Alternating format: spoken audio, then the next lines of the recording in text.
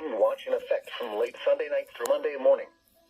Southeast winds 25 to 35 miles per hour with gusts up to 65 miles per hour possible. Highest winds from outer Cape Cod to Cape Ann. Areas affected include portions of eastern, northeastern and southeastern Massachusetts and southern Rhode Island. Wind from late Sunday night through Monday morning. Impacts include damage, winds could blow down trees and power lines. Power outages are possible. Travel could be difficult, especially for high-profile vehicles.